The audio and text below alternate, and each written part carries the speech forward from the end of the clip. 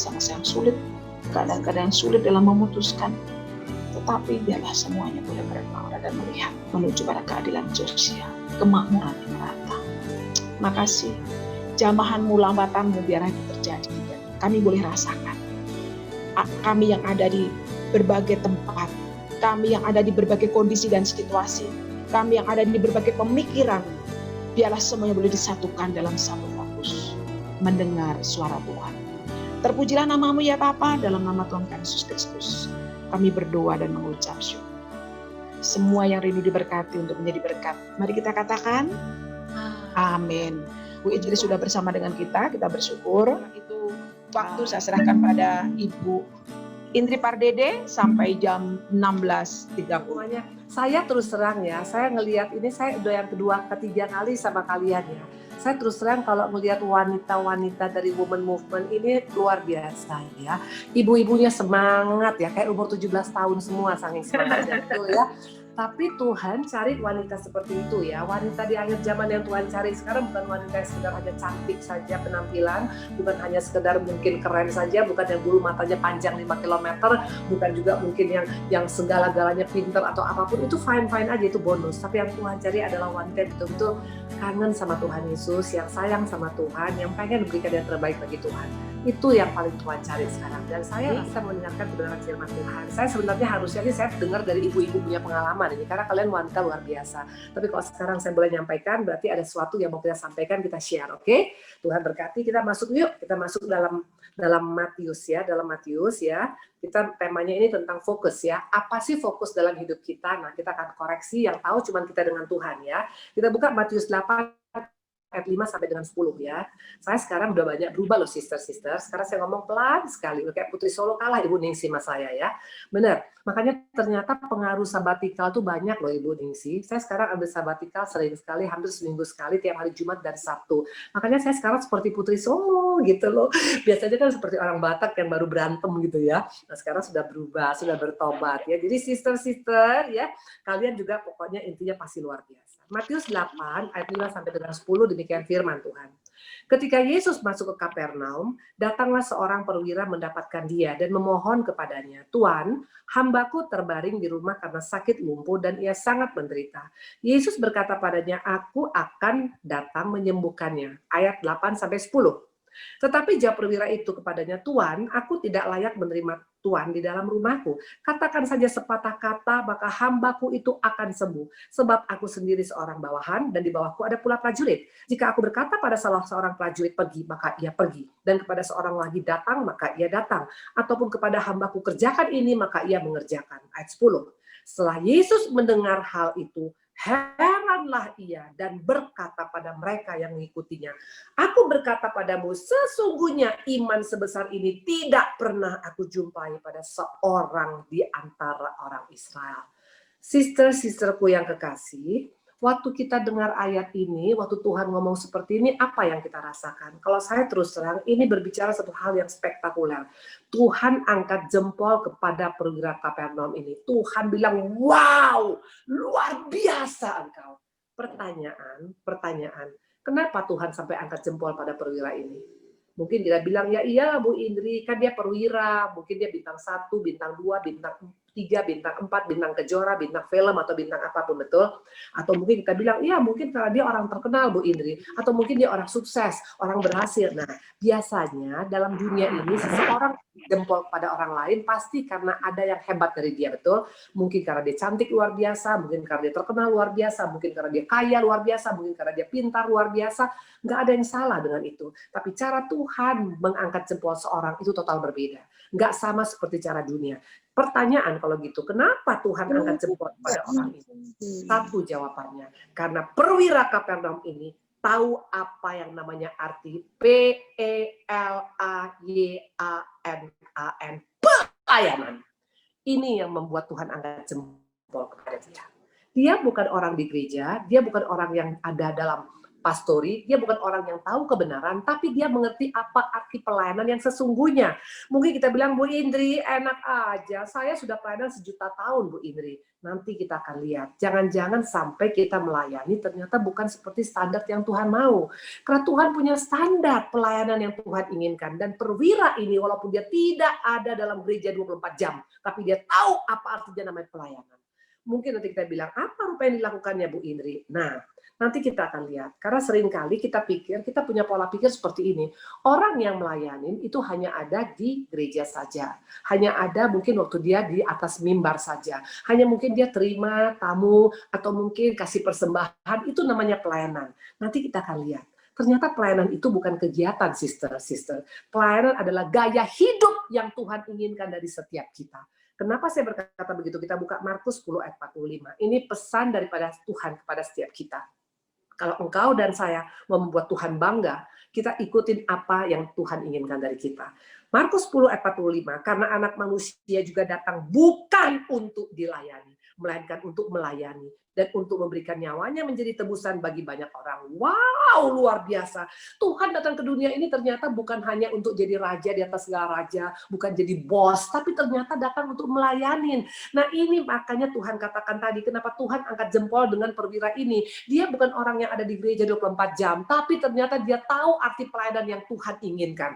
Mana bukti dia pelayanan yang diinginkan? Saya mau tanya, brother, sister ya.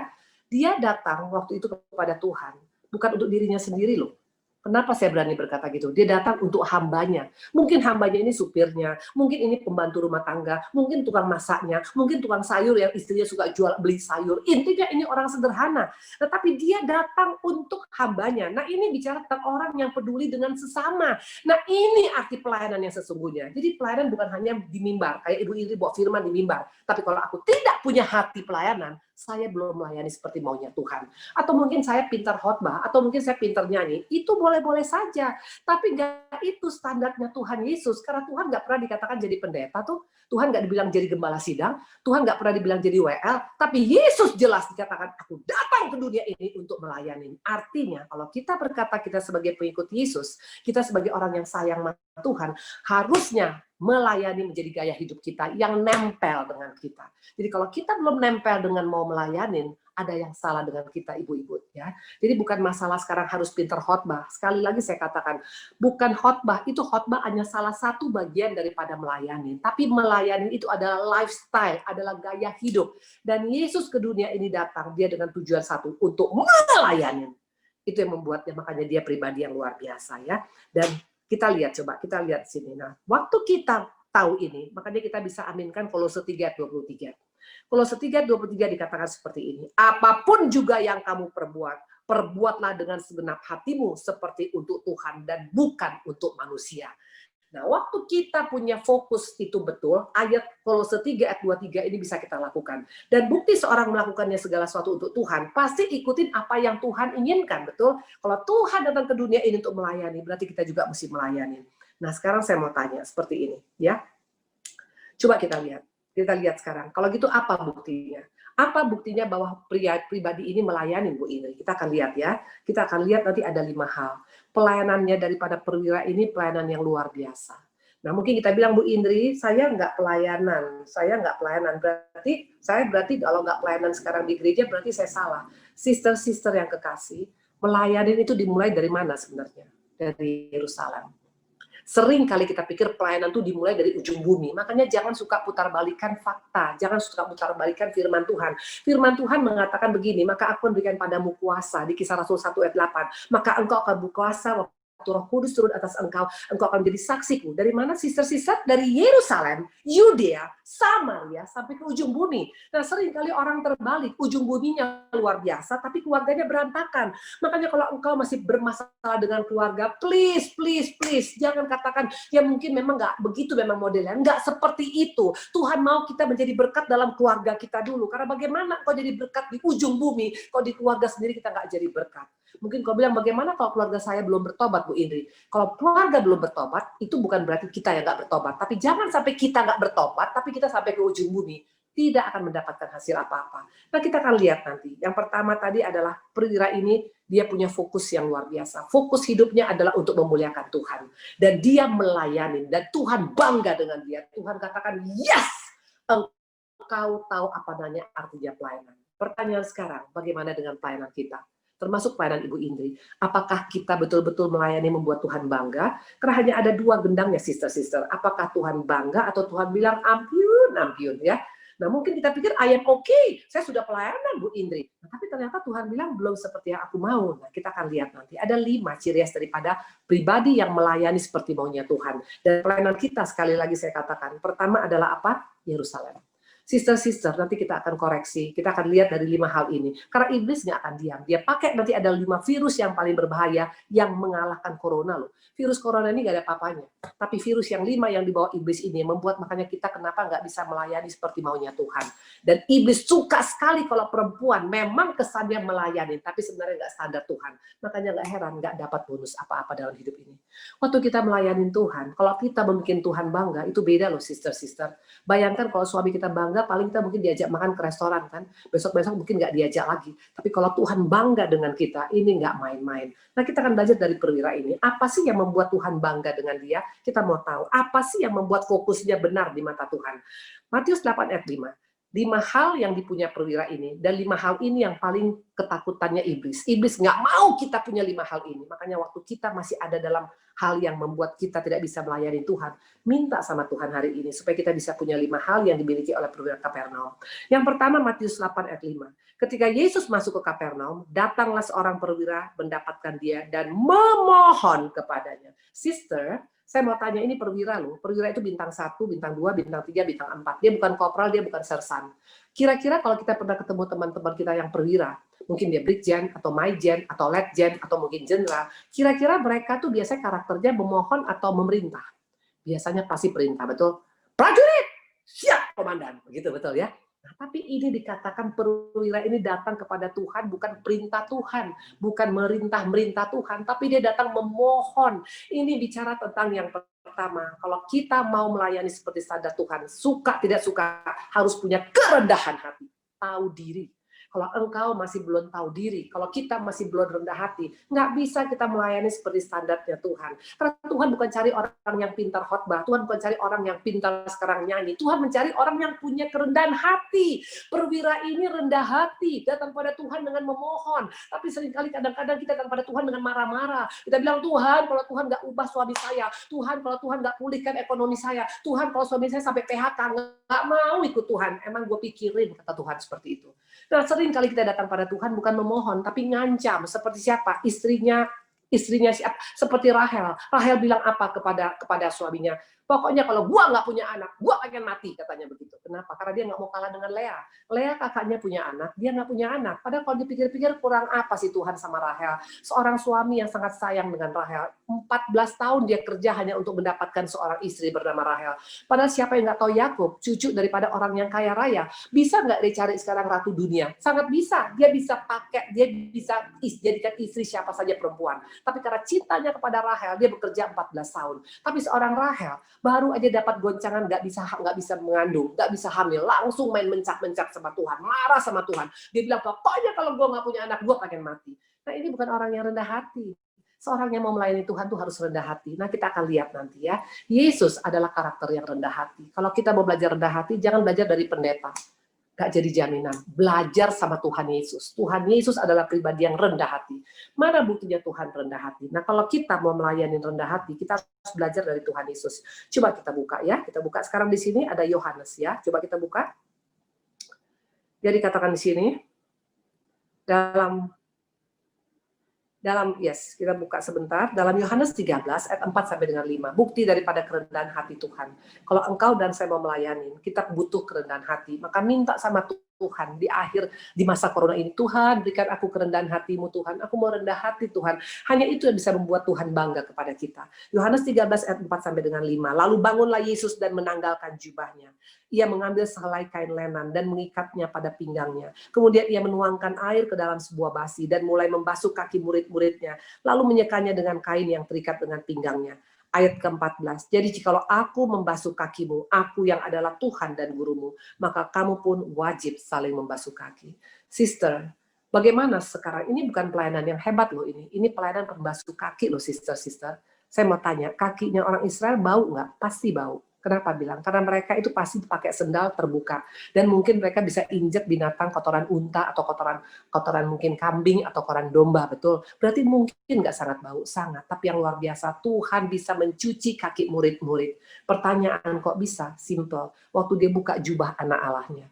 Jadi waktu kita masih pakai jubah kita tidak akan bisa punya kerendahan hati. Ada 4 jubah yang harus kita lepaskan. Sister, kalau engkau mau melayani Tuhan, rendah hati seperti Tuhan Yesus. Kalau kita mau melayani keluarga kita, rendah hati seperti Tuhan Yesus. Cuman satu kuncinya, kita harus melepaskan jubah. Ada 4 jubah yang sering kita pakai tanpa disadari. Yang pertama adalah jubah apa? Jubah Yusuf. Ibu-ibu tahu jubah Yusuf apa? Jubah maha indah. Kalau engkau baca di Kejadian 39, waktu Yusuf lahir, bapaknya sangat senang, Yakub, karena dia cinta sekali sama Rahel. Rahel itu anak daripada Yusuf, anak daripada Rahel. Dia bikinlah si Yusuf ini baju maha indah. Kemana-mana dia pakai jubah maha indah. Dan yang paling parahnya lagi, satu kali bapaknya bilang, pergilah kau ke Doha untuk kasih ketemu dengan kakak-kakakmu, abang-abangmu di sana. Saya mau tanya, logikanya sekarang seorang Yusuf disuruh ke Doha lihat abang-abangnya menggembalakan. Enaknya pakai jubah gembala dong, betul? Tapi kalau engkau baca di Kejadian 39, dia bukan pakai jubah gembala, dia pakai jubah maha indahnya, sehingga membuat sampai-sampai kakaknya, abang-abangnya makin benci, sampai akhirnya mereka masukkan ke sumur tua. Ini bicara tentang jubah kebesaran. Nah, waktu engkau dan saya masih pakai jubah kebesaran kita nggak bisa melayani seperti maunya Tuhan. Apa jubah kebesaran kita? Mungkin kita merasa lebih pintar daripada suami kita. Seringkali kadang-kadang ibu-ibu ini kalau udah agak lebih pintar cari uang, lebih pintar mungkin dia sekarang misalnya di sekolah, atau mungkin lebih cantik dari suaminya, mungkin suaminya agak pas-pasan 0 ke 10 angka 4, sementara dia kayak Putri Solo angka 9, betul. Mulai mas suaminya, ya, udah mulai mas suaminya agak ngejago, atau mungkin dia anak orang kaya, sementara kita punya suami mungkin orang biasa-biasa, atau mungkin pelayanan kita orang kaya, tapi pelayanan kita mungkin orang-orang sederhana, mungkin kita kalau melayani mereka sambil main HP, sambil makan permen karet, tapi kalau orang kaya yang kita layanin, kita langsung bilang, Ibu Shalom, apa kabar, bagaimana anjing sudah lahir anaknya, kapan melahirkan, tahu persis kita kapan dia melahirkan anjing-anjingnya, karena apa? Orang kaya. Itu bukan pelayanan yang Tuhan mau. Kalau pelayanan Tuhan mau itu tidak pakai jubah kebesaran. Kita itu melayani bukan pakai jubah kebesaran. Kalau engkau pakai jubah kebesaran, kita tidak akan bisa melayani seperti Tuhan Yesus. Kalau Tuhan pakai jubah kebesaran sebagai anak Allah, nggak akan bisa dia mencuci kaki murid-muridnya. Jauh sekali levelnya. Seperti itu. Bagaimana dengan kita? Nah, kadang-kadang juga suami seperti itu kadang-kadang. Karena suaminya pintar cari uang, istrinya mungkin hanya tamatan SMP. Ya seringkali nggak diajak untuk diskusi. Nah, ini adalah satu hal yang tidak baik. Ya, kalau kita mau melayani dalam keluarga, apapun keberadaan pasangan kita, tetap hargai dia sebagai suami kita, sebagai istri kita, dan juga pada anak-anak. Mungkin anak-anak kita ada yang lebih pintar, ada yang lebih bodoh, ada yang lebih cantik, ada yang lebih jelek. Jangan beda-bedakan. Kalau anak yang cantik karena mukanya mirip kita, mungkin cantiknya juga, kita lalu bilang sayang, tapi anak yang mungkin agak mukanya agak nggak tahu kayak anak tetangga atau anak siapa, kita kadang-kadang nggak mau ngajak jalan-jalan karena kita malu. Ini bukan melayani itu tanpa pandang muka. Maka dikatakan Yesus luar biasa, dia lepaskan jubah anak Allahnya. Sementara Yusuf, dia tidak melepaskan jubah indahnya. Makanya akhirnya jubahnya diambil oleh abang-abangnya, dimasukkan ke darah anak binatang. Jangan sampai Tuhan turunkan jubah kita. Daripada Tuhan yang turunkan, kita yang turunkan jubah kita dengan hati yang rela, kita bisa melayani seperti maunya Tuhan. Yang pertama adalah jubah maha indah. Yang kedua adalah jubah apa, ibu-ibu? Jubah Naaman. Tahu Naaman? Naaman adalah seorang panglima yang terkenal. Dia adalah kesayangan raja. Satu kali dia kena kusta. Tahu ceritanya ya, nanti buka di Raja-Raja. Dia kena kusta, dan waktu itu seorang budak mengatakan seperti ini, pergi ke Elisa. Elisa itu luar biasa, dia bisa sembuhkan engkau. Pergilah Naaman ini, seorang yang sangat terkenal ini, dengan pakai jubah kesayangan rajanya. Dia berangkat naik kuda sampai ke rumah Elisa dengan membawa banyak persembahan. Nah, waktu dia pas sampai rumah Elisa, Elisa bilang begini kepada hambanya, bilang masih raja itu, masih Naaman, suruh dia mandi sungai Yordan 7 kali. Waktu Naaman mendengar, dia marah. Dia bilang, gila, minimal orang kan bisa keluar ketemu dengan saya. Dia nggak tahu gua siapa. Nah, seringkali kadang-kadang kita mau melayani, tapi kita butuh dihargai.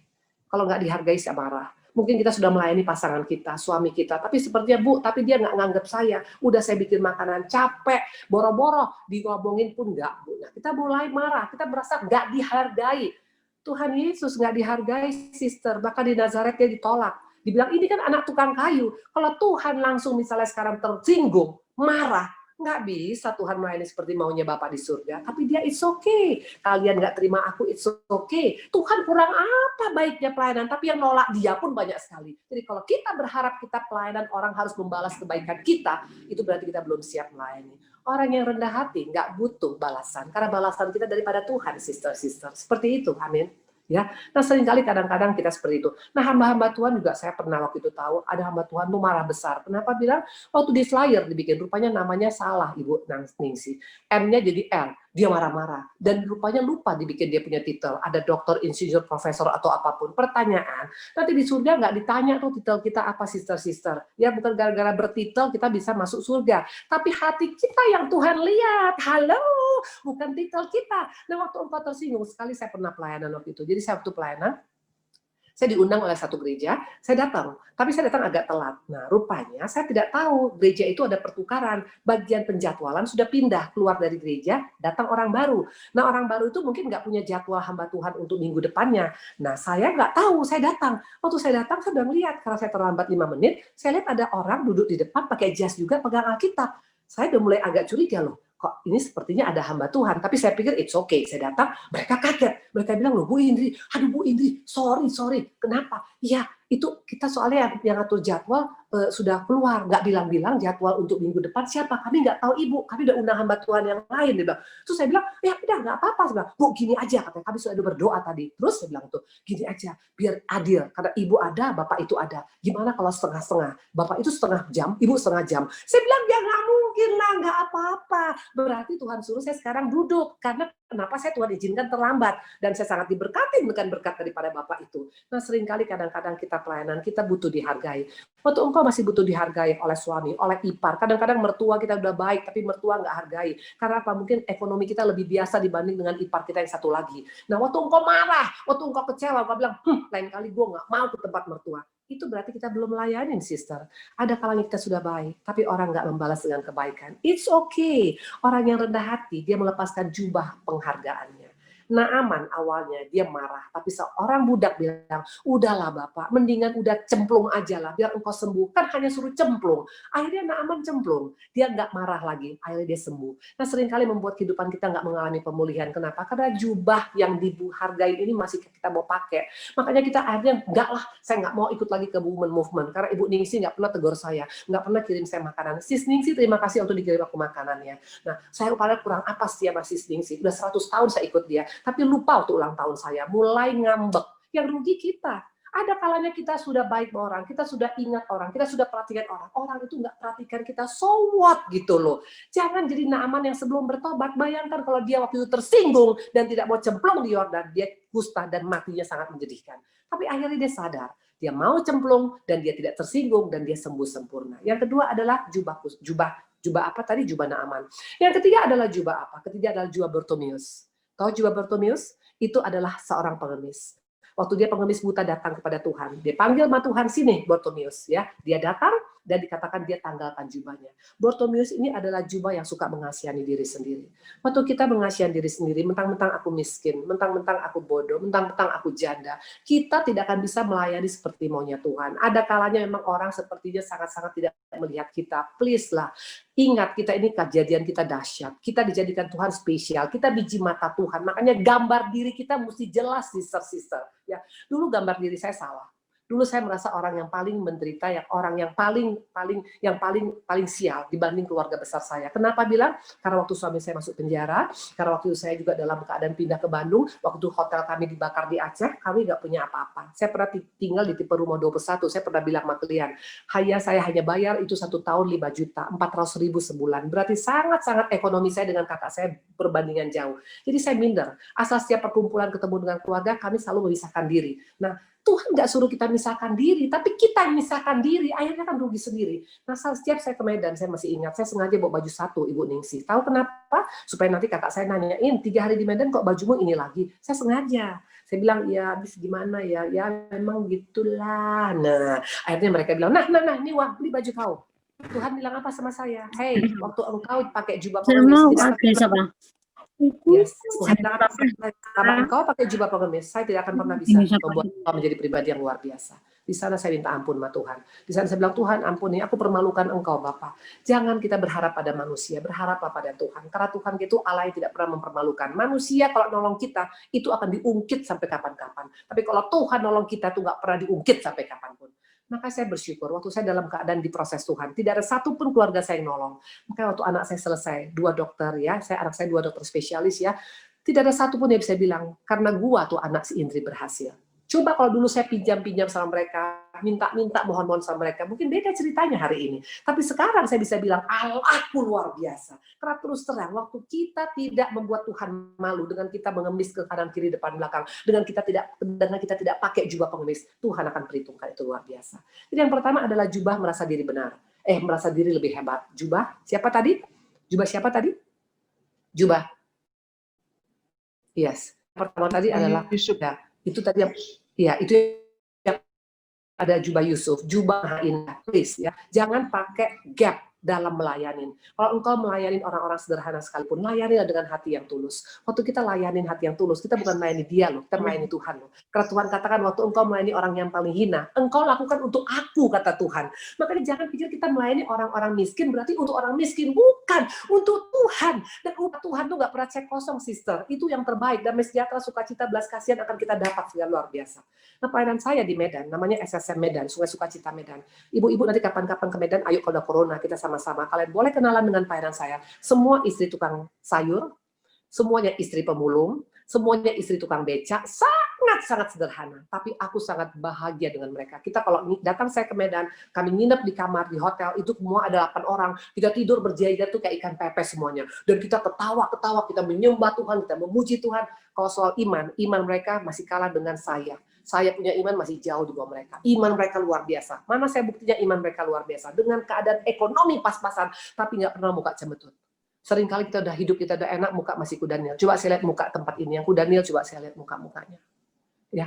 Nah, padahal ya, ini semua muka cantik-cantik. Seringkali kadang-kadang, aduh Bu Indri, ini AC-nya nggak hidup. Aduh Bu Indri, mobil saya nggak jalan. Aduh Bu Indri, aduh mereka kalau kalian tahu rumahnya itu tinggal didorong aja sedikit itu jatuh, tumbang. Tapi kalau datang lagi menyembah itu luar biasa, itu urapan mereka pakai itu apa tuh namanya yang untuk seperti sangkakala yang dari Israel itu pakai tararat. Pada orang sederhana makan nggak makan, tapi nggak pernah mereka bilang Bu Indri tolong dong pinjam uang, nggak pernah seperti itu. Tapi sampai hari ini mereka dipelihara oleh Tuhan. Itu yang luar biasa. Nah yang ketiga adalah jubah apa? Jubah jaim. Hati-hati dengan jubah Yudas. Jubah jaim rohani. Tuhan udah ingatkan berkali-kali, nanti ada yang di antara kalian yang akan menyerahkan aku. Tuhan ngomong seperti itu. Yang kedua Tuhan katakan, nanti kalau bisa orang seperti itu nggak lahir. Sebenarnya kan Tuhan Roh Kudus udah ingatkan kan. Tapi Yudas bilang apa? Bukan aku kan batu guru. Nah seringkali kita kadang-kadang udah dengar firman, kita udah kerasa nih, ini berarti untuk saya. Nah waktu kita tahu ini untuk kita, ini berarti Tuhan sayang, sister. Karena paling bahaya kalau Tuhan udah nggak negor kita, itu kita anak gampang. Tapi kalau masih Tuhan tegur kita, tinggal bagaimana respon kita. Masih pakai jubah jaim, atau mau jubah rendah hati? Jubah rendah hati berani berkata, Tuhan itu aku, ampuni aku Tuhan. Itu jubah rendah hati. Saya mau kasih kesaksian sedikit. Saya pernah melakukan kesalahan. Satu kali suami saya udah bilang begini, nanti kalau kamu pelayanan, ini udah lama ya, 10 tahun yang lalu. Kalau kamu pelayanan jangan pagi. Kalau bisa kamu pelayanan itu kalau bisa di atas jam-jam 10 supaya sudah saya sarapan, sudah saya berangkat baru kamu pergi. Nah, saya ini orangnya dulu ngejago. Saya pergi pelayanan akhirnya jam 7 pagi. Nah, waktu itu pas suami saya belum bangun, masih mandi. Saya pergi. Saya bilang sama supir saya begini, nanti kalau misalnya Bapak telepon, bilang aja saya ke salon, saya bilang. Saya mau tanya. Itu pelayanan bukan sih? Kesannya keren dong pelayanan, tapi tepat. Saya bilang sama supir, dan supir ini non-Kristen. Kira-kira mungkin nggak supir ini bertobat? Nggak mungkin, sister. Maka seringkali kadang-kadang kita jadi batu sandungan. Ngomong kita pelayanan, tapi mulut kita dengan sikap kita, dengan hati kita nggak sama. Nah, saya bilang begini. Nah, waktu pas di dalam ruangan, itu banyak sekali ibu-ibu. Dan mereka sangat antusias. Dalam penyembahan, saya masih oke. Nggak kerasa apa-apa. Pas mau dekat penyembahan terakhir, mau mimbar, ada suara begini, tukang tipu. Kau bilang kau pelayanan, tapi kau sendiri bohong. Kau bohong, bagaimana sekarang supirmu yang non-Kristen bisa terima Yesus, melihat kelakuanmu seperti ini. Kau bilang ke salon, padahal engkau pelayanan. Tukang bohong. Itu saya betul-betul kaget. Saya bilang, Tuhan ampunin. Ada saya naik ke mimbar, saya bilang begini, ibu-ibu yang kekasih, saya tidak bisa naik mimbar. Mereka kaget dong. Mereka bilang, loh Ibu bagaimana, kenapa? Karena saya tadi bohong sama suami saya bilang saya datang ke sini, padahal saya pelayanan, saya bilang sama supir saya, bilang nanti bapak kalau ditelepon saya ke salon. Apa yang terjadi? Saya pulang. Ibu-ibu, bisa nggak saya nggak diundang lagi? Sangat bisa. Tapi percayalah, waktu kita mau tidak jaim, Tuhan bisa tolong. Nggak sampai setahun kemudian mereka undang lebih besar dan lebih powerful, luar biasa. Nah, seringkali kadang-kadang kita masih jaim. Waktu engkau dan saya masih jaim rohani, sampai kapanpun kita nggak bisa melayani seperti maunya Tuhan.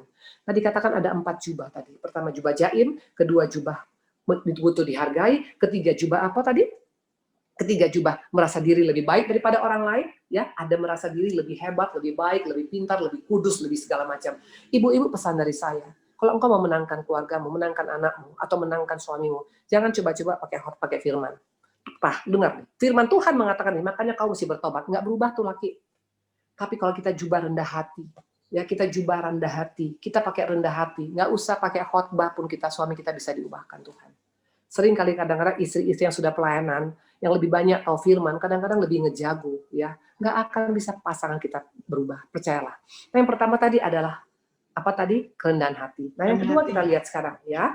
Yang kedua sekarang kita lihat dari siapa? Dari perwira Kapernaum. Apa yang kedua yang membuat Tuhan bangga dengan dia, ya? Ini fokus yang pertama tadi. Nah, iblis pakai virus yang namanya sombong. Iblis pakai virus yang namanya jangan mau lu ngalah, enak aja, jangan mau, enak aja, ngapain kamu sekarang, kamu nggak dihargai, kamu masih mau. Itu iblis punya virus semuanya. Nah, waktu kita bilang, hei iblis, aku mau rendah hati, aku tidak mau tahu, aku mau rendah hati, aku mau lepaskan semua jubah ini, kita bisa melayani seperti maunya Tuhan. Dan ini yang dikatakan, apapun yang kau perbuatlah ini untuk Tuhan, ya. Yang pertama adalah itu. Nah, yang kedua adalah apa? Matius 8 ayat 5. Ketika Yesus masuk ke Kapernaum, datanglah seorang perwira mendapatkan dia dan memohon kepadanya. Ibu-ibu, yang pertama tadi adalah memohon, rendah hati. Yang kedua adalah datang. Ibu-ibu, saya mau tanya, di zaman akhir ini, kita nggak bisa jadi pribadi yang nunggu bola. Kita mesti proaktif. Kita yang datang pada Tuhan. Katakan, Tuhan, apa yang bisa kulakukan untukmu Tuhan? Bukan lagi Tuhan bisa bikin apa, Tuhan tolong dong Tuhan, please deh ibu-ibu, apa terus-terusan minta terus, nggak malu minta terus sama Tuhan. Sudah waktunya sekarang bisa berkata, Tuhan, what can I do for you Lord? Apa yang bisa kulakukan Tuhan? Dan corona ini kita praktekkan proaktif kita. Mungkin engkau tidak punya uang untuk memberkatin orang-orang yang kekurangan. Kita bisa punya doa. Kita bisa mendoakan orang-orang yang membutuhkan. Sekarang orang banyak yang down, orang banyak yang depresi, orang banyak yang stres, orang banyak yang sekarang galau, orang yang banyak sekarang bimbang. Ini kesempatan kita untuk proaktif. Jangan hanya duduk manis tunggu bola. Kalau engkau hanya duduk manis tunggu bola, kita belum melayanin. Orang yang melayanin itu dia bergerak. Makanya saya terus terang saya salut melihat ibu. Mana sisterku yang Sister Ningsi mana? Sis, di mana? Where are you? Mana Sister Ningsi? Hilang. Ya, Bu. Mana? Di mana engkau sayangku? Ini. Ya, iya.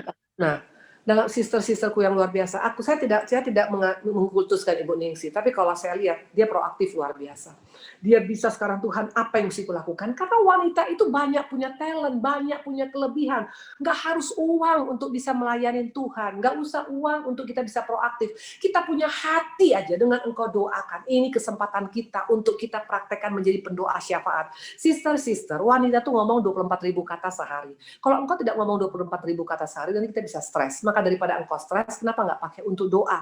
Kita masuk dalam tempat kudusnya Tuhan, kita masuk di hiding roomnya Tuhan, kita berdoa untuk bangsa kita, untuk Bandung, untuk Jawa Tengah, untuk apapun, belas kasihan-Mu Tuhan. Itu sama dengan proaktif. Tapi ini enggak asal ketemu orang, doain gua ya Ci, aduh please deh ya. Kita hanya minta terus, kita nggak pernah mau Padahal dikatakan tadi di sini, perwira ini dia nggak tahu tentang kebenaran, tapi dia datang kepada Tuhan, dia proaktif pada Tuhan. Belajar daripada perempuan pezina. Pezina adalah orang yang proaktif. Dia nggak main-main. Saking proaktifnya, kepalanya pun dikasih sama Tuhan. Bayangkan, kepalanya, rambutnya dipakai untuk ngelapaki Tuhan Yesus. Dia nggak hitung-hitungan. Seringkali kadang-kadang kita bilang, saya mau fokus kepadamu Tuhan. Tapi kita nggak mau bergerak. Nggak bisa. Namanya juga woman movement. Woman bergerak, perempuan bergerak. Kalau hanya duduk manis nonton Korea dari pagi sampai malam, bertobatlah kita. Amin. Coba saya lihat muka-muka nonton Korea ada nggak di sini ya? Karena bisa kelihatan muka-muka yang suka nonton Korea ya. Oke ya. Nah, saya mau kasih bocoran. Pendeta seperti saya bukan pendeta. Saya juga bisa jatuh. Tahu kenapa, Sister? Bulan lalu, Sis Ningsi, Saya ngerasa kok saya kayak dapat firman kayaknya kok kenapa beda? Tahu kenapa? Tahu kenapa, Sister? Saya nonton Korea gara-gara Captain Ri. Aku dibilang sama orang Captain Ri bagus. Aku nonton si Captain Ri, Sister Ningsi. Sampai akhirnya aku masuk ke selimut jam 2 pagi nonton. Kira-kira masih bisa nggak lagi doa seperti itu? Makanya waktu saya diingatkan oleh Tuhan, Indri, tolong stop nonton Korea. Ampuni Tuhan, ampuni Tuhan. Semua orang bisa jatuh, Sister. Jangan pernah bilang kalau pendeta nggak bisa jatuh. Makanya kenapa ada ayat dalam Mazmur, kalau orang benar jatuh tidak sampai tergeletak, karena tangan Tuhan yang mengangkat kita. Makanya yang penting ngaku, jangan pakai jubah jaim. Maka saya bilang, Tuhan ampuni Tuhan, aku gara-gara si Captain Ri itu nonton film Korea, ampuni Tuhan. Sekarang udah nggak pernah lagi saya nonton Korea, udah kembali masuk hadirat Tuhan. Saya sekarang ambil banyak sabatikal. Sabatikal itu luar biasa, Sister. Kalau bisa ambil 1 kali seminggu, 24 jam, fokus hanya di kamar dengan kita, dengan Tuhan. Itu luar biasa. Saya merasa dapat berkat banyak sekali, Sis Ningsi. Aku banyak dengar, karena kita di sana nggak minta-minta lagi, nggak bilang Tuhan minta ini, enggak. Tapi Tuhan mau ngomong apa sama saya? Tuhan, apa yang harus saya lakukan? Itu berbeda. Makanya kenapa Daud katakan, mendingan 1 hari di rumah Tuhan daripada 1000 hari orang fasik. Itu bicara tentang apa? Tentang ambil waktu untuk Tuhan. Tadi katakan tadi, makanya apa? Kita mesti proaktif. Kalau engkau tidak ada uang, minimal engkau ada doa.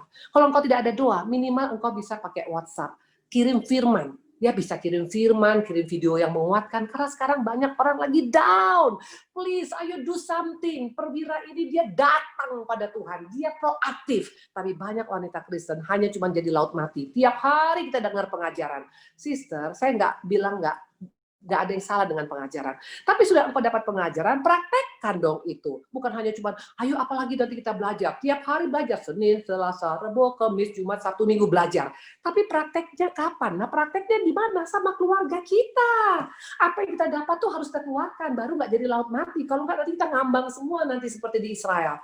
Nah kita kan nggak mau jadi laut mati, kita kan pengen jadi laut yang mengalir, yang mengalirkan air kehidupan, betul? Nah itu ciri khas orang yang bergerak. Namanya woman movement, artinya harus ada pergerakan. Belajar daripada perempuan pezina, dia bergerak, dia reaksi. Ya, dikatakan orang-orang hanya datang, Simon hanya mengundang Tuhan makan. Dia berbeda, dia melakukan yang di atas rata-rata. Makanya Tuhan katakan, Simon, kalau lihat perempuan ini, Tuhan angkat topi pada perempuan pezina. Tuhan nggak ngelihat latar belakang loh. Tuhan lihat apakah kita mau bergerak atau tidak. Ini bicara tentang orang yang melayani, yang fokus kepada Tuhan. Nah yang ketiga, iblis nggak suka. Yang kedua tadi, iblis nggak suka kita bergerak, Sister. Iblis suka kita menjadi apa? Menjadi tiang garam. Yang penting pokoknya hanya dapat, tapi nggak pernah kita kontribusikan pada orang lain. Padahal Tuhan bilang apa? Orang-orang membawa kabar baik itu adalah seperti tentara yang besar. Ladies, ayo bergerak. Kalian adalah pribadi yang luar biasa ya. Nanti mungkin engkau dapat apa yang kau dapat hari ini. Sampaikan kepada teman-teman melalui apa? WhatsApp group. Misalnya kirim, wah tadi saya diberkatin atau apapun. Itu namanya bergerak. Bergerak bukan harus jadi pendeta. Enggak. Siapapun kita bisa bergerak. Karena perwira Kapernaum juga bergerak. Itu yang kedua. Nah yang ketiga, apa yang hebat daripada perwira ini yang ketiga? Kita lihat yang ketiga, Matius 8 ayat 8. Tetapi jawab perwira itu padanya, Tuhan, aku tidak layak menerima Tuhan dalam rumahku. Katakan saja sepatah kata, maka hambaku itu akan sembuh. Sister, ini perkataan yang membangun nggak? Yes, ini perkataan yang membangun. Orang yang mendengar akan terbangun dengan perkataan perwira ini. Kenapa perwira ini bisa punya perkataan yang membangun? Jawaban sederhana, karena dia sudah berdamai dengan dirinya sendiri. Sister, untuk kita bisa melayani powerful dalam keluarga kita, dalam komunitas kita, dalam gereja kita, dalam bangsa kita, harus berdamai dengan diri sendiri dulu, berdamai dengan sesama, berdamai dengan Tuhan, baru perkataan kita itu powerful. Tapi kalau kita masih ada kepahitan, susah, kita pasti kalau ngomong tuh agak nyepet, agak sinis, karena orang tuh perkataan tuh keluar dari hatinya. Nah, waktu hati kita masih belum beres, masih marah, masih mangkel, masih kecewa. Kenapa Tuhan? Kenapa? Setiap kita ngomong pasti melukai orang. Makanya gimana kita mau jadi berkat bagi suami kita, bagi anak-anak kita. Makanya kadang-kadang istri-istri yang mungkin kecewa dengan suami, asal ngomong sama anak jadi kasar. Itu pelampiasnya, karena dalemannya nggak beres. Tapi kalau dalemannya beres, sudah berdamai, itu perkataannya pasti meneduhkan, pasti perkataannya menguatkan, pasti perkataannya menyejukkan. Nah, perkataan apa yang keluar dari mulut kita selama ini? Waktu kita punya perkataan bisa menyejukkan, itu berarti kita sudah beres. Tapi kalau perkataan kita masih kadang-kadang naik turun, berarti ada yang belum beres dalam hidup kita. Bereskan sama Tuhan. Karena apalah gunanya kita berkata kita mau melayani Tuhan, tapi perkataan kita hanya melukai orang lain. Ya, Kadang kala tidak dibutuhkan pisau untuk membunuh orang, tapi perkataan wanita. Contoh soal istri Ayub, perkataannya, masihkah engkau bertekun dengan Allahmu? Kutukilah Allahmu itu. Itu bayangkan, suaminya sudah down, usaha sudah gagal, anak sudah meninggal, penyakitan. Malahan kata-kata kita bukan membuat suami bangkit. Kita bilang bodoh, goblok, siapa suruh lo? Makanya gue nyesel kawin sama lu. Itu bukan perkataan yang membuat kita menjadi orang yang melayani. Kenapa bisa perkataan kita kasar? Kenapa? Very simple. Karena mungkin tanpa disadari hati kita masih belum beres. Gak bisa dibohongin, sister. Orang-orang yang gak beres hatinya, itu kata-katanya mau pura-pura manis pun satu saat pasti akan keluar aslinya. Karena belum beres di dalamnya. Makanya iblis gak takut dengan orang Kristen yang misalnya ada di gereja. Dia gak takut. Dia takut kalau orang Kristen sudah beres hatinya. Maka di Amsal dikatakan, jagalah hati kita dengan penuh kewaspadaan. Ya, Tuhan bilang jagalah hatimu. Artinya bukan Tuhan yang jaga hati kita loh. Kita yang mesti jaga hati kita. Nah, waktu engkau berkata, hei hati, engkau ada di bawah kontrol saya. Engkau tidak boleh panas hati, engkau tidak boleh kecewa, engkau tidak boleh marah. Hai hati, engkau harus bisa mengucap syukur dalam segala hal. Itu bisa. Kita harus jadi seperti Raja Wali, sister, brother, sister. Raja Wali tahu bedanya dengan burung emprit? Burung emprit itu memang kecil, ya, tapi suaranya aja yang gede. Tapi nggak lama umurnya. Tapi kalau burung Raja Wali, makin ada masalah, dia makin kepakkan sayapnya, dan dia bisa lewatin lautan luas. Kita burung Raja Wali, sister. Ya, dan makanya kalau engkau berkata engkau sekarang masih menyimpan kepahitan, itu jadi burung emprit nanti. Kenapa banyak wanita Kristen banyak penyakit mah kronis, penyakit kanker payudara? Kalau mau jujur, saya banyak punya pelayanan yang banyak punya penyakit. Itu awalnya dari mulai hati yang nggak dibereskan. Mari ya, hati-hati yang belum dibereskan tuh bisa kelihatan dari wajah, sangat bisa. Coba kita lihat wajah. Yang mukaku Daniel di sini berarti hatinya belum beres. Saya lihat dulu ya. Saya lihat ya. Nah ini oke. Nah ini muka yang sudah mengampunin ini semua, yang sudah pemberesan. Karena nggak bisa dibohongin. Walaupun kau senyum, walaupun kau pakai bulu mata sampai 5 kilometer panjangnya, itu nggak bisa dibohongin. Karena dari hati itu nggak bisa dibohong, itu keluar semua, terpancar. Lihat Musa, karena dia betul-betul hatinya beres dengan Tuhan. Waktu dia turun dari Gunung Sinai, mukanya bersinar. Ibu-ibu mau mukanya bersinar awet muda, bukan karena engkau ke Korea, percayalah, nggak usah dioplos lah. Nanti kalau dioplos muka kita sama semua di sini, woman movement, betul. Tapi kalau engkau punya hati yang beres, orang bisa bilang, saya melihat kalian punya mentor, Ibu Ningsi ini terus terang, mukanya nggak pernah cembetut sekalipun saya lihat. Ibu Kumala juga begitu, mukanya selalu muka penuh damai sejahtera. Nah ini juga Ibu Herianto, muka damai sejahtera. Ya Ibu Sylvia, muka damai sejahtera. Tapi kalau muka nggak damai sejahtera tuh nggak bisa dibohongin, nggak bisa dibohongin. Maka nggak heran, asal orang dekat dengan dia bulu kudunya naik. Bukan karena bulu kuduk naik karena mungkin ada hantu di samping, karena ada istri yang mukanya mengerikan. Ya, saya pernah punya pelayanan, saya lihat terus terang. Saya aja waktu ketemu dengan ibu ini karena dia penuh dengan kepahitan, aku aja merinding diskotik loh. Ya, terus terang, aku aja, nggak enak banget di bulu kuduk gue berdiri. Tapi kalau seorang ibu yang sudah mengadakan pemberesan dengan dirinya, dengan orang lain, dengan Tuhan, itu walaupun wajahnya biasa-biasa, walaupun mungkin hidungnya biasa, matanya biasa, bibirnya biasa, tapi sinar kemuliaan Tuhan itu akan terpancar. Orang bisa bilang beda ya, mukanya kok sejuk banget ya. Coba kita bandingkan Ahli Farisi dengan Tuhan Yesus. Kan ada gambar-gambar ya. Muka siapa yang sejuk? Muka siapa? Jelas muka Tuhan Yesus, karena Tuhan nggak pernah dendam, Tuhan nggak pernah sakit hati, Tuhan nggak pernah pundungan. Tapi muka ahli Farisi karena penuh dengan kebencian, mukanya semua serem, panjang-panjang, jenggot panjang, mukanya panjang-panjang, betul. Coba lihat di sini mukanya yang panjang-panjang, mungkin mesti bertobat, termasuk saya juga panjang mukanya soalnya. Oke, nah itu yang ketiga. Jadi yang pertama adalah tadi apa? Adalah tadi rendah hati ya, sister. Untuk rendah hati, bagaimana caranya? 4 jubah yang harus kita tanggalkan. Yang kedua tadi adalah apa? Kita harus proaktif. Do something.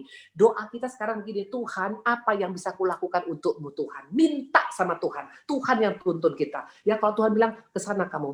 Coba doakan dia. Nah itu kalau Roh Kudus ngomong, jangan ditahan. Kalau Roh Kudus ngomong, coba kamu telepon si ini. Telepon, jangan hitung-hitungan, nanti pulsa saya habis Tuhan, percayalah. Tuhan kalau ganti 30, 60, 100 ribu kali lipat, sister. Percayalah.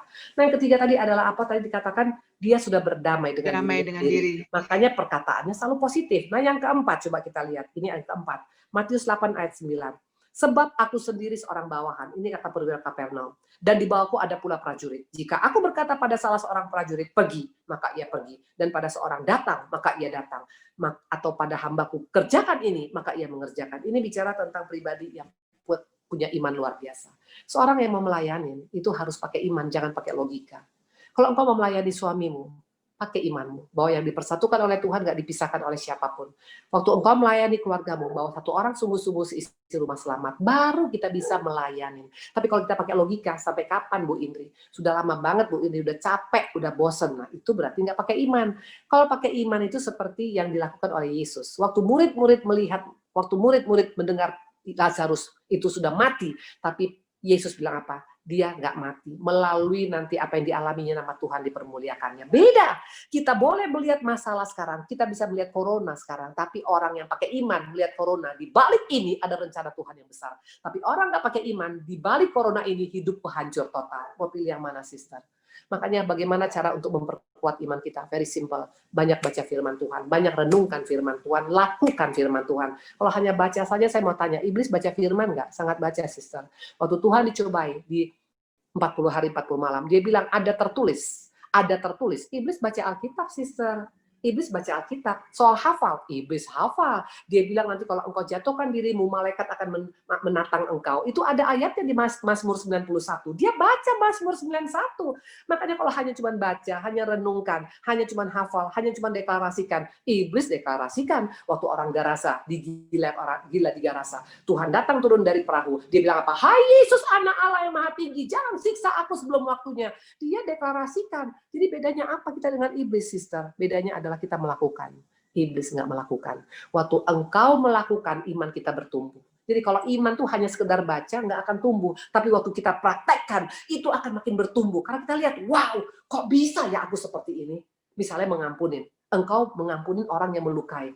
Kok bisa ya gua? Iman kita makin timbul. Seperti itu. Tapi kalau kita hanya cuma bilang, iya sih, katanya sih gitu ya, tapi katanya, nggak akan tumbuh iman kita. Nah, yang kelima daripada perwira ini adalah apa? Dia lakukannya dengan tanpa egois. Orang yang egois tidak akan bisa melayani seperti maunya Tuhan. Ingat waktu ada orang kaya yang dibilang begini, hai jiwaku, tenanglah engkau sekarang. Banyak hartaku tertimbun, tenanglah jiwaku. Kata Tuhan apa? Hai orang bodoh, hari ini juga engkau mati. Dan apa ya gunanya yang kau tinggalkan itu semua? Untuk siapakah itu nantinya? Nah, orang-orang yang egois adalah orang yang memikirkan diri sendiri saja. Musuh kita bukan corona, sister. Corona itu hal yang sangat simpel. Anak saya kebetulan dokter, dia bilang apa? Ma, corona itu sebenarnya nggak berbahaya. Yang berbahaya adalah kalau sakit sampai masuk ke ICU, sementara ventilator cuma sedikit ada di rumah sakit. Itu yang bikin bahaya. Tapi kalau coronanya sendiri nggak bahaya, makanya kenapa banyak orang sembuh. Sekarang kesembuhan orang tuh hampir 80% loh yang sembuh. Tapi yang bahayanya pas banyak yang masuk, ada yang agak serius, nggak ada ventilator, itu yang bikin kita nggak bisa bertahan. Ya, jadi virus corona nggak ada apa-apanya. Lebih berbahaya adalah virus egois. Orang egois tuh nggak mau bergerak. Orang egois tuh nggak mau dia melepaskan jubah. Orang egois tuh nggak mau berdamai dengan dirinya sendiri. Orang egois tidak mau pakai iman. Nah, pertanyaan sekarang, bagaimana dengan kita? Hari ini fokus kita adalah untuk memuliakan Tuhan. Bagaimana cara memuliakan Tuhan? Belajar dari Yesus. Dia datang untuk ke dunia ini untuk melayani, bukan untuk dilayani. Perwira Kapernaum, dia tahu persis fokus untuk Tuhan bagaimana caranya. Dia melayani. Karena ingat, hukum yang terutama dan utama adalah apa? Kasihlah Tuhan Allahmu dengan segenap hati, dengan segenap akal budi, dan segenap jiwamu. Dan juga kasih sama manusia seperti dirimu sendiri. Di sana terletak seluruh hukum Alkitab yang 66 ayat itu. Ada di 2 ayat tadi. Kasih. Nah, hanya orang-orang yang punya kasih yang bisa melayani. Nah, kalau kita memang mau melayani seperti mau Tuhan, minta kasih Tuhan setiap hari. Tuhan Yesus, penuhi aku dengan kasih-Mu. Penuhi aku dengan kasih-Mu. Karena kasih itu menutupi segala kekurangan. Kasih itu menutupi segala pelanggaran. Kasih itu membuat kita nggak hitung-hitungan. Kasih itu membuat kita bisa melakukan seperti apa maunya Tuhan. Tuhan berkati. Oke, luar biasa ya ibu-ibu ya. Kita udah dapat motivasi dan benar-benar mengingatkan kita sebuah reminder yang baik di tengah-tengah apa yang sekarang ini ada di hadapan kita yang dunia sangat membutuhkan sebenarnya. Hati kita untuk kita mengambil bagian untuk menjadi berkat. Kita belajar kembali memulihkan fokus kita, ya, fokus kita kembali yaitu apa tadi? Memuliakan Allah. Yes. Kalau saya katakan memuliakan Allah dan menikmati Allah. Memuliakan Allah berarti seluruh hidup kita adalah sebuah penyembahan. Menikmati adalah kuasanya terus bekerja. Ya, bagaimana kita menggunakan kuasanya, kedaulatannya, kemahakuasaannya di dalam setiap pelayanan kita ya. Belajar dari Bu Indri sudah menyampaikan tadi, belajar dari perwira Kapernaum tadi ya. Yang pertama, yuk kita jaga tetap hati yang rendah hati. Dengan tinggi hati kita nggak mungkin bisa bekerja sama dengan siapapun, Yes. tetapi rendah hati berarti kita melihat, mengutamakan orang lain lebih utama dari kita ya. Lepaskan jubah keindahan atau sombongan, lepaskan jubah penghargaan yang terus minta diakui, pengakuan dan penghargaan. Lepaskan jubah pengasihani diri sendiri, self pity ya, tiap kali kita langsung undur karena tadi ya, kok aku nggak disapa, kok aku nggak dijadikan BL, kok aku nggak ya. Kemudian lepaskan jubah jaim, artinya kita harus membuka topeng kita dan hidup secara terbuka, berani dan terbuka. Hidupilah keunikanmu. Karena apa? Yesus sudah mati di kayu salib untuk dosa-dosa kita ketika kita masih berdosa, bukan sudah hebat, sudah pelayanannya luar biasa. Dalam keadaan itu aja Yesus sudah mati, jadi tidak, artinya apa? Yesus menerima kita apa adanya, jadi tidak perlu jaim. Kemudian yang kedua, yaitu apa? Yang kita belajar dari perwira tadi adalah proaktif. Jangan menunggu, cari peluang, cari kesempatan. Tidak harus seperti Bu Indri, tidak harus seperti saya, tidak harus seperti Bu Sartana, tidak harus seperti Bu Lydia atau Bunda Tina, atau tidak harus seperti tokoh-tokoh yang lain, tapi Tuhan memakai seluruh keunikan kita untuk kita menjadi berkat. Masing-masing kita diciptakan dengan fungsi dan maksud yang berbeda-beda ya. Coba ibu temukan, aku mau apa ini? Tengok kiri kanan ya, nengok tetangga ya. Siapa sih yang bisa saya bantu? Apa sih yang bisa saya sampaikan kepada mereka? Mungkin tidak bisa materi, tetapi minimal ya Bu, saya ya tadi ya kita memberikan pengakuan dari hati melalui chatting, melalui apa kata-kata yang membangun ya. Jangan menyebarkan hoax yang menakutkan, berita-berita menakutkan, tapi ayo kita saling memotivasi. Yang ketiga, berdamai dengan diri sendiri, harus selesai. Kalau saya tidak selesai dengan diri sendiri, saya membandingkan pada Bu Indri, nggak berani saya melangkah, jujur. Kalau saya tidak selesai dengan diriku, membandingkan dengan buku Mala, aduh jauh seperti langit dan bumi, saya pasti minder banget. Tetapi mari kita melihat diri kita punya keunikan. Hidupilah keunikanmu ya, harus selesai dengan diri sendiri ya. Kita punya masing-masing punya kepribadian yang berbeda, punya kekuatan dan kemampuan yang berbeda, kita punya latar belakang yang berbeda, kita punya karunia rohani yang berbeda-beda ya. Kita juga punya yaitu apa? pengalaman hidup yang berbeda-beda. Yang berikutnya adalah keempat adalah ketaatan atau praktekkan setiap firman ya. Jadi jangan hanya mendengar tapi harus mulai melangkah. Think big, start small, act now. Boleh berpikir besar, tapi harus memulainya sekarang. Memulainya dengan yang kecil. Jangan ambil langkah 1000, tapi ambil satu langkah saja ya, yang kecil-kecil yang bisa kita kerjakan. Tapi harus memulainya sekarang. Jangan menunggu nanti. Siapa tahu besok sudah selesai kita diangkat. Nah loh, kita nggak jadi melakukan apa-apa ya. Oke. Kemudian yang terakhir adalah mari kita meluaskan hati kita. Mari kita membuat hati kita semakin besar. Untuk apa? Menghancurkan semua keegoisan. Saya mau tambahkan sedikit Ibu. Sifat manusia itu hanya yang utama, manusia itu sebenarnya egois dan egosentris. Egois pementingan diri sendiri, dan egosentris adalah berpusat pada diri. Perhatian harus pada aku. Kita lepaskan, kita coba yuk lepaskan pelan-pelan. Dan ini tidak mudah, saya bukan orang yang sempurna. Saya juga sedang berjuang di situ. Bu Indri juga sedang berjuang di situ. Tapi bayangkan kalau 100 perempuan di sini sama-sama punya hati yang mau berbagi, dunia luar biasa. Jujur, pasti akan langsung mendapatkan dampak dari kebaikan Tuhan ya. Muliakan Tuhan. Sekali lagi fokus kita hanya satu, muliakan Tuhan. Muliakan Allah dan nikmati Allah di dalam hidup. Oke? Nah, masih ada waktu bagi kita. Adakah yang mau menyampaikan atau mau mempertajam, mau bertanya, mau merespon?